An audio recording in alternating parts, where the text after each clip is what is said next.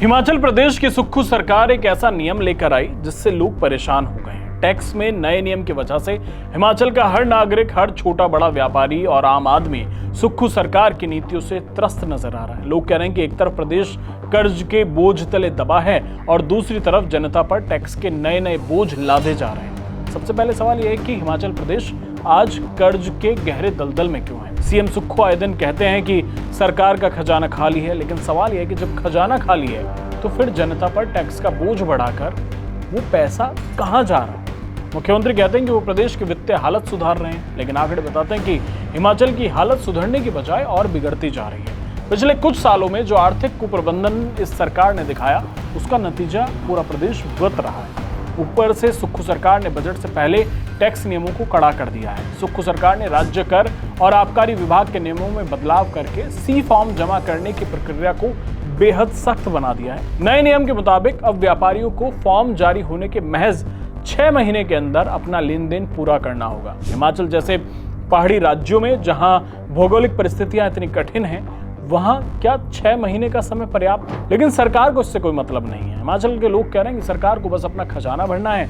मुख्यमंत्री का मानना है कि वित्तीय दबाव के कारण ये कदम उठाना जरूरी था, लेकिन ये दबाव सरकार की गलत नीतियों की वजह से पैदा हुआ, तो इसकी सजा व्यापारी क्यों भुगते हैं? आपको सी फॉर्म को लेकर लागू हुआ नियम बताते हैं। अगर कोई व्यापारी 6 महीने के अंदर सी फॉर्म जमा नहीं कर पाता, जुर्माना भरना होगा।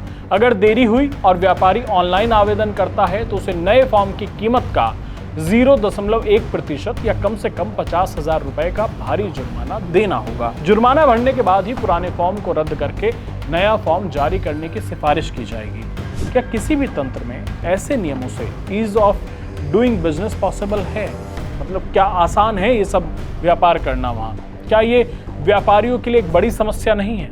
हिमाचल के अधिकांश उद्योगों के ग्राहक राज्य के बाहर हैं, ऐसे में फॉर्म जमा करने में देरी होना स्वाभाविक है, लेकिन सरकार इसे राजस्व वसूली का जरिया बना रही है। जब मुख्यमंत्री से सवाल पूछा जाता है कि प्रदेश की आय कम क्यों है, तो वो विधानसभा में खड़े होकर बड़ी सफाई से इसका ठीकरा जीएसटी व्यवस्था और केंद्र सरकार पर फोड़ देते हैं। उनका तर्क है कि जीएसटी उपभोग आधारित है, इसलिए उत्पादन करने वाले हिमाचल जैसे राज्यों को नुकसान हो रहा है। अब सवाल उठता है कि सुक्खू सरकार जो ये बहानेबाजी कर रही है, ये कब तक चलेगी?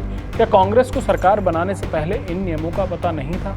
अपनी विफलताओं को दूसरे के सिर मढ़ना पार्टी की पुरानी आदत रही है।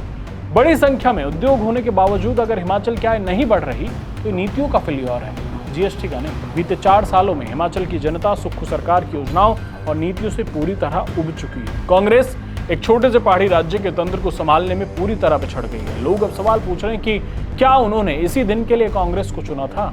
अगर सरकार का यही अड़ियल रवैया रहा और जनता की परेशानियों को इसी तरह नजरअंदाज किया गया, तो आने वाले समय में हिमाचल में कांग्रेस की वापसी की संभावना ना के बराबर हो जाएगी। हिमाचल में सुक्खू सरकार की पॉलिसीज को लेकर आपका क्या कहना है? हिमाचल की स्थिति पर आपका क्या कहना है? अपनी राय हमें जरूर बताएं। चैनल सब्सक्राइब जरूर कीजिएगा। धन्यवाद।